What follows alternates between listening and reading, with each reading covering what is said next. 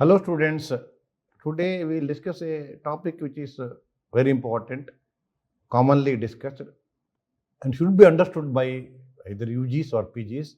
Simple thing but is important in relation to the malignancy. All of you know that malignancy of any type, maybe carcinoma, adenocarcinoma, whatever it is, malignant, sarcoma, whatever it is. And initially it will be small, localize it to the tissue of origin of whatever it is, mucosa or whatever it is. So maybe called as grossly, I am telling, stage 1, then it becomes stage 2 with the, if it has got a lymphatic spread, if it is there, stage 2, and stage 3 locally advanced, and systemic spread, maybe liver, lungs, brain, bone, or elsewhere. It becomes stage 4. It's a gross staging concept in the malignancy. Of course, individual case to case, individual malignancy, different types will have a different version of that. That's a different thing, but grossly it is how we look into that.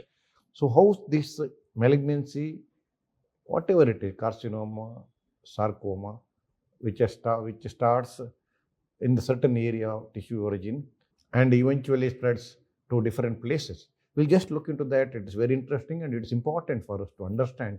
So how this happens and how it reflects on the our treatment approach and eventual outcome as such. So local spread, how it spreads locally to initially to the deeper plane, then to the surrounding tissues, maybe fascia, maybe softer tissues, in front of the skin, eventually into the deeper plane to the artery, vein, nerves or neurovascular bundle, and so on to the bone, and extensively involving. And once it comes out to the skin, it may cause fungation, ulceration, multiple nodules. In carcinoma breast, it may be called as a cancerian cuirass, pudy orange, nodules in the surface, and to the deeper plane, it spread to the muscular plane and deeper tissues, and so on. So that is local spread. That is very, very important. That decides the local advanced cancers, stage 3 or like that, stage 1 to stage 3. So that is important as far as the tumor is considered, of any type for that matter. So local extent should be assessed always, eventually to plan the treatment, to stage the disease, and so on. Lymphatic spread. So there is a tumor somewhere, maybe in the oral cavity. In the oral cavity, there is a tumor here in the buccal mucosa. It will spread to the lymph nodes, regional lymph nodes, neck nodes, maybe level 2, 3, 4, whatever it is.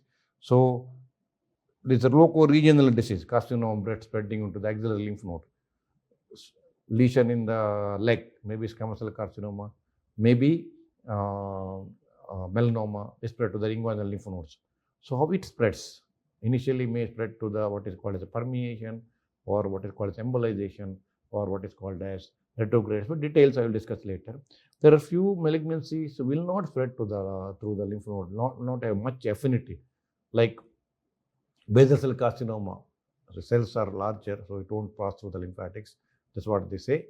And marginal ulcer, because scar tissue does not contain lymphatic, so less likely to spread, at least in initial stages. Verrucous carcinoma, it is exophytic, it does not invade the basement membrane, dry, warty, exophytic surface. So initially will not spread to the lymph nodes.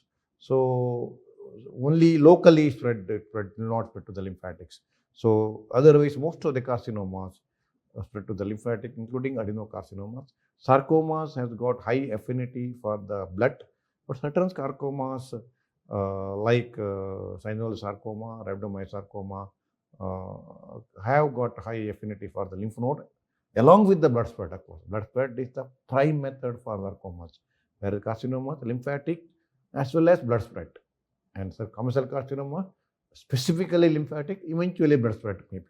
So depending on the situation, depending on the location of the oral malignancy, mainly lymphatic spread, oral carcinoma, oral squamous cell carcinomas.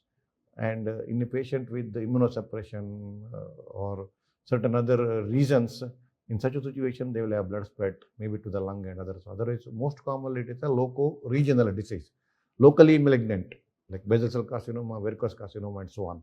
Loco-regional disease, like oral carcinoma, commercial carcinoma, skin commercial carcinoma, and papillary carcinoma, thyroid mainly has got a high affinity for the lymph node. It's less common to spread to the blood, unlike follicular carcinoma, thyroid. So they are called loco-regional disease as far as malignancy is concerned. And systemic spread, along with the lymphatic spread, suppose. So many carcinomas, like carcinoma breast, has got high affinity for axillary lymph nodes and eventually neck lymph nodes, but has got also affinity for the blood spread, mainly to the bone and eventually lungs, brain, and so on. In the bone, mainly to the vertebra. So that is the another aspect. So it's a systemic spread. For example, squamous cell carcinoma of the skin, mainly loco-regional disease. Marginal ulcer, mainly locally malignant. Whereas malignant melanoma, cutaneous malignant melanoma, it is systemic disease. It has got high affinity. It is spread locally also to the deeper plane. It spread to the lymph nodes also, regional lymph node, like in the leg, it may spread to the inguinal lymph node, iliac nodes, and so on. It got high affinity for the systemic spread also, liver, brain, bones, lungs, else everywhere. So they are got systemic spread. I got high affinity for systemic spread. So locally malignant, loco-regional malignant, and systemic spread, systemic malignancy. That's how it is grossly or basically it is classified to understand what exactly is the biological behavior of different malignancies as such. So in lymphatic spread, different types are there. I'm going to discuss later. Blood spread, of course, eventually many carcinomas, adenocarcinoma, stomach, carcinoma colon, and rectal malignancy, pancreatic malignancy, all those things got eventually spread to through the blood to the liver, lung, and so on. Same thing, other carcinomas also. Sarcoma has got very high affinity for the blood. Some sarcoma spread blood and also as well as to the lymphatic, but prime affinity is mainly for through the blood. So blood spread decides the stage 4 disease, the hematogenous spread through the venous system. Arteries are little resistant for the blood spread, but veins are got high affinity for the malignant cell infiltration.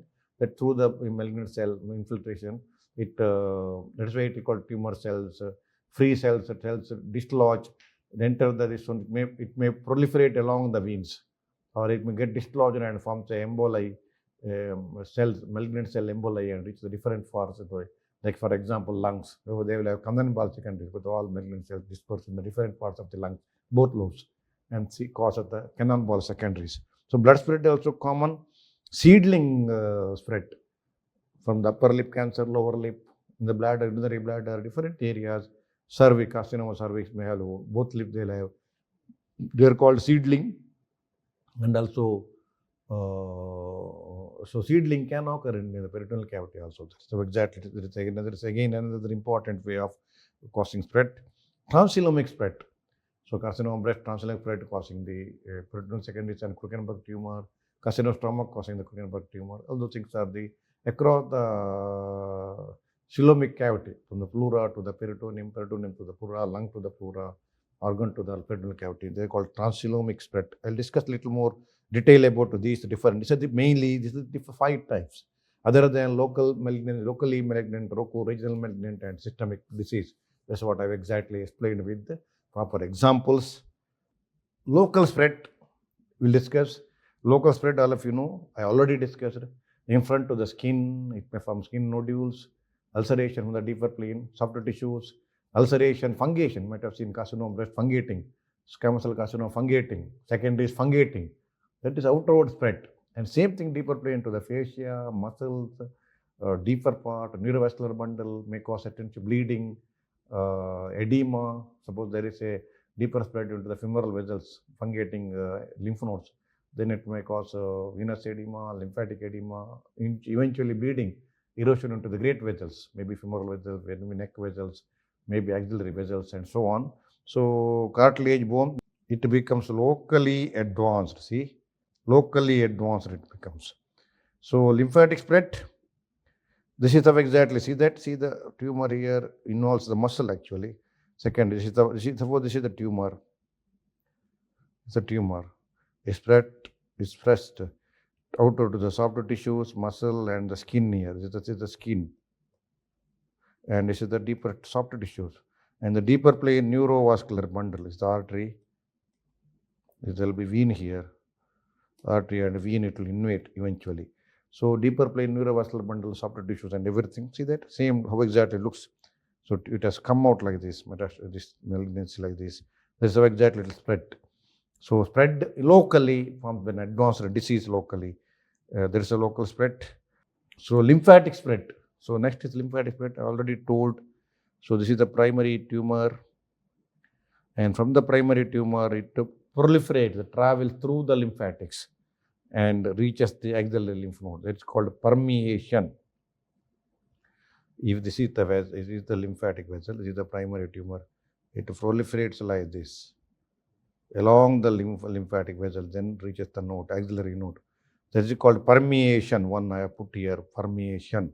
And from here, further level of lymph nodes to the lymphatic, it goes to the emboli. It gets dislodged, and from the emboli and reaches the next level of lymph nodes. From the axillary node up to the axillary node, permeation proliferates. From the axillary node is spread to the neck node, level 5 neck nodes through the embolization. And again, from here, it gets blocked completely and you will have a retrograde spread, reverse direction spread to the rotorous lymph node or interpetal nodes or other nodes. And this permeation, embolization, retrograde spread occurs in many places like carcinoma stomach and other areas also. I have given it's a good example is carcinoma breast. So this is the permeation, this is embolization. See that here it goes as emboli. See that emboli reaches the neck nodes, level 5 nodes, supraclavicular nodes, and retrograde spread here. This is the rotorous node, interpetal nodes also called rotorous nodes. And anywhere there is a retrograde spread, any malignancy in the lymphatic, there is a retrograde spread, it suggests poor prognosis. It carries one of the poor prognostic factor is as far as lymph nodes is considered or lymphatic spread is considered the retrograde spread. Like same thing, melanoma in the leg, they will have inguinal lymph nodes, then they will have intransit nodules between the primary tumor and the regional nodes. And these intransit nodules are due to retrograde spread. So that is dangerous. That is more aggressive disease actually. Whereas satellite nodes are nodules adjacent to the primary tumor within the 2 centimeter area. There at least there is behaved like a locally malignant area, locally malignant disease. Why? Including satellite nodule, if you remove that is sufficient, but not intransit nodules. They are typically retrograde spread. Same thing, carcinoma breast, rotorous nodes or interpetal nodes are involved by retrograde spread. Same thing, similarly in GA also retrograde spread occurs. So these are the 3 types, 1, 2, 3, permeation, embolization, retrograde spread issue. Everybody should know the meaning of this. Gives a clear idea how malignant cells behaves in relation to the lymphatic spread as such. So examples, carcinoma breast, melanoma, intracentural, I already given the reason, and this diagram is carcinoma breast. Similarly for the melanoma as such. So blood spread, sarcomas have got high affinity to spread through blood. Adenocarcinoma also has got high affinity. Carcinoma breast, regional lymph nodes, as well as blood spread is mainly to the bone, mainly to the spine as such. Sarcoma has got high affinity for the blood spread. Follicular carcinoma thyroid, mainly blood spread. Medullary carcinoma thyroid, mainly to the lymph node as well as to the blood spread. Parafollicular C cells of the thyroid, that is derived from the. So blood spread it decides the stage 4 disease actually. Once blood spread occurs, like in the lungs, canal ball second stage, in the liver, multiple nodules with the umbilication. If this is the liver, if there are nodules with the dip there, they are called umbilication. Typical seconds, hard, nodular liver with the umbilication. There is a dip here, umbilication. That is called as umbilication. There is a dip here. That is called umbilication. And in the lung,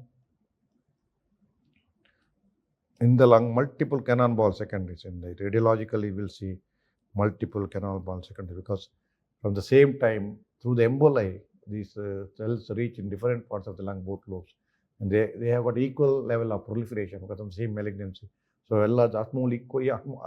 almost equal size, and also because lung gives equal resistance to the tumor, it is smooth, unlike other malignancies, irregular surface. It's a smooth outline radiologically because of the equal resistance from the lung, and it is almost equal size and multiple, both sides, both lobes, both segments, all segments, both lobes, or many segments, both lobes, lung. This is called cannonball. Looks like cannonball seconds. Very typical. Brain also they can have single or multiple mets. Bone also they can have mets. Many bones can get torn, vertebra, other bones. Mainly where red marrow is there. Mainly humerus, end of the humerus, end of the femur, then skull bones, spine. So the areas where secondary in the bones can occur through blood. Skull, spine, humerus, and upper end of the humerus, upper end of the femur, upper end of the tibia, and these are the areas where mainly secondaries can occur. So other than lungs, liver, and so on. So that is the blood spread. So that occurs through veins, as veins are thin-walled and infiltration is easier.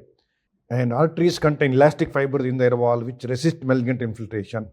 Blood spread is commonly to lungs, bone, upper end femur, humerus, ribs, skull, liver, brain, adrenals, and other organs. So this is the different organs where blood spread can occur. I already given the picture: liver, how it looks, lungs, cannonball secondaries, and other areas: skull, spine, and humerus, femur, and so on. Ribs and ribs where spread can occur. So by permeation, again same like lymphatics. By permeation, renal cell permeation through renal vein. If you have seen RCC being operated, it permeates to the renal vein. We call it renal vein emboli. Renal vein thrombus, not emboli, thrombus. So it looks like they're called tumor thrombus actually. Many urologists, if you have attended urology OT, you can see it is going into the renal vein, and you can see yellow, thick yellow tissues, hard tissues, firm tissues. That is a thrombus, tumor thrombus. If you open the renal vein, this thrombus can be removed. Of course, we have to apply the vascular clamp, we have to do all dissection. Not to go into detail that, but in the vein they are called tumor thrombus. So that is through permeation actually. By embolization in other malignancy, in carcinoma prostate due to increased pressure and venous blockade, retrograde venous spread occurs. I already told, through vertebral venous plexus, which causes osteoblastic secondary in the pelvic bone and vertebra.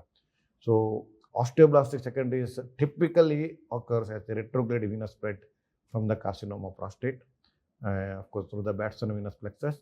And in carcinoma breast also, prostate is the typical. Carcinoma breast also sometimes, even though commonly they are osteolytic, many situations they can be both osteolytic and osteoblastic. So radiologically, you got osteolytic secondaries. Typical of bone secondaries are usually osteolytic, and osteoblastic secondary typical of the carcinoma prostate. Remember, whether it is osteolytic or osteoblastic, it's only radiological and academic interest. Its significance as far as outcome and local problems is same. Even though they are osteoblastic secondary, they are friable, they are non-functioning, they are equally prone for pathological fracture and spread and so on. So osteolytic, osteoblastic, and combined, both osteolytic and osteoblastic secondaries can occur in the spine or in the bone elsewhere. So typical example of osteoblastic is a carcinoma prostate. Clubbed osteolytic and osteoblastic can occur in the carcinoma breast, and some can occur in the carcinoma breast, and sometimes in the renal cell carcinoma. And all other malignancies commonly they do osteolytic secondaries. So embolization, permeation, already told. This is how exactly blood spread occurs. So you should know why mainly vein, why not artery, because elastic tissue, elastic fibers are there. And which bones, which organs, I already told. Which method, permeation and embolization. And even retrograde spread can occur, like what exactly happens in the lymphatic. Same, permeation, embolization, retrograde spread can occur in the blood spread also. So seedling, from lower lip cancer to the upper lip, they call kiss cancers. Typical example of kiss cancer. Again, urinary bladder, carcinoma cervix, vocal cord, vulval cancer. All those things are their examples of what are called as kiss cancers, upper lip to the lower lip. So seedling, direct seedling occurs because of touch. Seedling in the scar and peritoneal cavity occurs depending on the type of malignancy as such. So these are the examples of seedling spread as such. So lastly, but again important is transcoelomic spread. It is spillage actually, it is not direct spread. The spillage or dislodge of malignant cells occurs from primary site, resulting in seedling on the other organ. Like carcinoma stomach secondaries in ovary, malignant cells spills from the stomach and deposits over the raw surface of the ovaries. Usually they are bilateral. They are called a Krukenberg tumor. See, it is now it is said that Krukenberg tumor is more of an hematogenous. at least earlier time, it is also thought that seedling can occur as a transcoelomic spread. So it is said that at that point of time, it is considered that during menstruating age group, ovarian surface is raw. So these malignant cells enter the ovary through this raw ovarian capsule and cause of the secondaries. And all of you know that Kasturba secondaries are usually bilateral, large, attains large, surface is nodular. So currently, of course, it is thought that it is hematogenous spread. Of course, both theories are accepted. Now, currently, it is more and more considered as hematogenous spread. But Krukenberg tumor seedling is known to occur. So this is a typical example of this Krukenberg tumor or spillage. Meaning is spillage and then deposits. It spills and deposits different areas. There is exact meaning of the what is called as a transcoelomic spread. So I have discussed local spread, how exactly, and how it relates to the staging. Stage 3 it becomes, and lymphatic spread becomes stage 2, and blood spread becomes stage 4. Seedling, different situation, it may become stage 3 or stage 4. And I said osteolytic, osteoblastic club. I also said locally malignant, loco-regional malignant for the lymph nodes only, and systemic spread.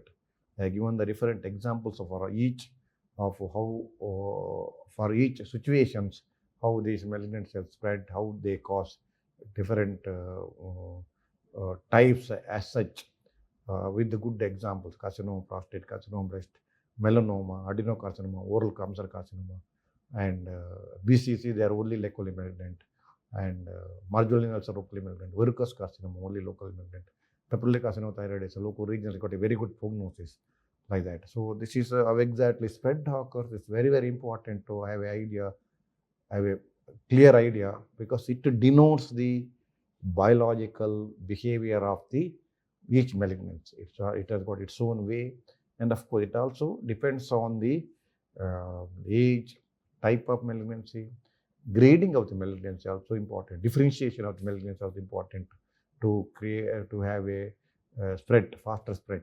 So well differentiated, poorly differentiated, undifferentiated, where spread will become faster.